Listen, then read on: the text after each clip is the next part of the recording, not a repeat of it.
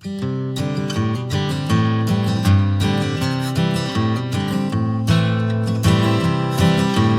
Guys, welcome back to my channel কোয়েলের রান্নাঘরে আপনাদের সবাইকে স্বাগতম।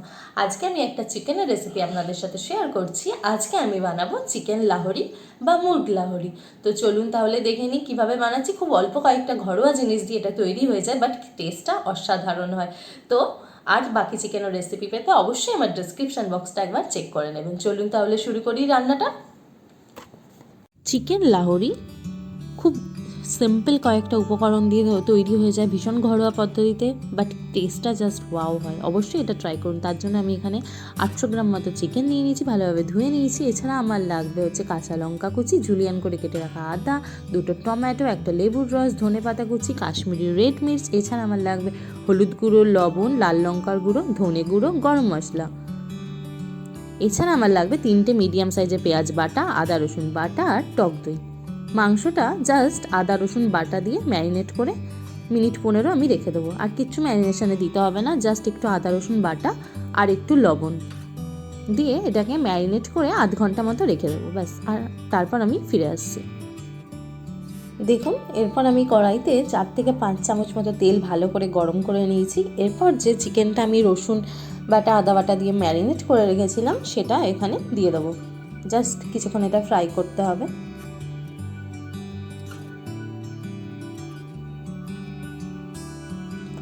সমস্ত চিকেনটা আমি এখানে দিয়ে দিলাম। এরপর এটা ততক্ষণ ফ্রাই করতে হবে যতক্ষণ না চিকেনটার কালারটা চেঞ্জ হয়ে যাচ্ছে। পিঙ্ক থেকে যখন এটা সাদা হয়ে যাবে ততক্ষণ এটা ফ্রাই করতে হবে। দেখুন কালারটা চেঞ্জ হয়ে গেছে 2 মিনিট ভাজার পরই, আর জল বেরোনো শুরু হয়ে গেছে চিকেন থেকে। এই সময় আমি কিছু জিনিস এখানে অ্যাড করে দিয়ে দেবো যে আদা রসুন বাটা আমি করে রেখেছিলাম, সেখান থেকে আরও 1 চামচ আদা রসুন বাটা এখানে আমি অ্যাড করব। আর যে 3টে মিডিয়াম সাইজের পেঁয়াজ বেটে রেখেছিলাম সেই পেঁয়াজ বাটাটাও এখানে অ্যাড করে দেবো। দিয়ে সব কিছু ভালোভাবে চিকেনের সাথে মিশিয়ে নেবো। মিশিয়ে নিয়ে এটাকে কষাতে থাকবো। এর এক্সট্রা জলটাও ততক্ষণে বেরিয়ে যাবে আর আদা রসুনের কাঁচা গন্ধটাও চলে যাবে। দেখুন এটা ভালোভাবে কষানো হয়ে গেছে, জলটা বেরোনো শুরু হয়েছে। এই পর্যায়ে আমি একটু টমেটোগুলো দিয়ে দেবো, তাহলে টমেটোগুলোও গলে যাবে এর সাথে।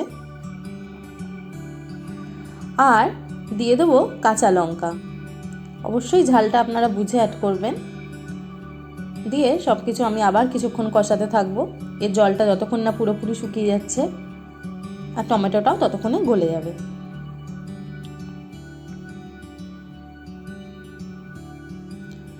দেখুন এর জলটা অনেকটা মরে এসছে আর টমেটোগুলো গলে গেছে। এই পর্যায়ে আমি একটু হলুদ গুঁড়ো অ্যাড করলাম, দিয়ে দেবো লাল লঙ্কার গুঁড়ো। ঝালটা আপনারা আবার বলছি বুঝে অ্যাড করবেন আপনাদের স্বাদ অনুযায়ী। এরপর দিয়ে দেবো ধনে গুঁড়ো আর দিয়ে দেবো স্বাদ মতো লবণ। এরপর দিয়ে দেবো কাশ্মীরি রেড মির্চ একটা সুন্দর কালারের জন্য। এটা অপশনাল, আপনারা স্কিপও করতে পারেন। দিয়ে আমি এটাকে আরও কিছুক্ষণ ধরে এবার কষাতে থাকবো সমস্ত মশলাগুলোর সাথে। খুব সুন্দর একটা রসুনের স্মেল আসছে, আমার ভালো লাগে রসুনের স্মেল। দেখুন মশলাগুলোর সাথে এটা কষানো হয়ে গেছে ভালোভাবে, জলটা অনেকটা মরে গেছে, প্রায় পুরোটাই। এই পর্যায়ে এটাকে আমি আরও কিছুক্ষণ কষাবো। এই পর্যায়ে আমি যে টক দইটা রেখেছিলাম সেটা এখানে আমি অ্যাড করে দেবো। তাহলে কি হবে, তেলটা ছাড়া শুরু করবে দইটা দেওয়ার সাথে সাথে। দিয়ে আমি মিশিয়ে নিচ্ছি সমস্ত কিছু।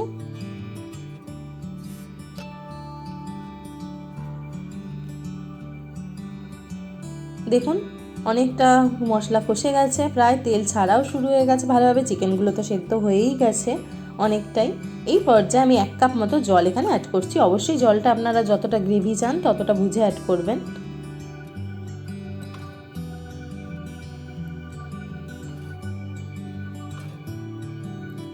এরপর মশলাগুলোর সাথে ভালোভাবে মিশিয়ে নিচ্ছি। দেখুন গ্রেভিটা ফুটে উঠেছে, তেলও ছেড়ে গেছে সুন্দরভাবে, গ্রেভির কালারটাও সুন্দর এসেছে।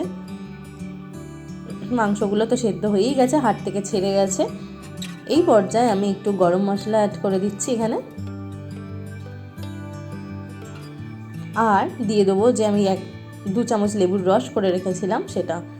অবশ্যই যে কটা জিনিস আমি ব্যবহার করছি ব্যবহার করবেন, স্বাদটা অসাধারণ হয়। দিয়ে দিচ্ছি ধনেপাতা কুচি, দিয়ে সব কিছু আমি ভালোভাবে মিশিয়ে নেব।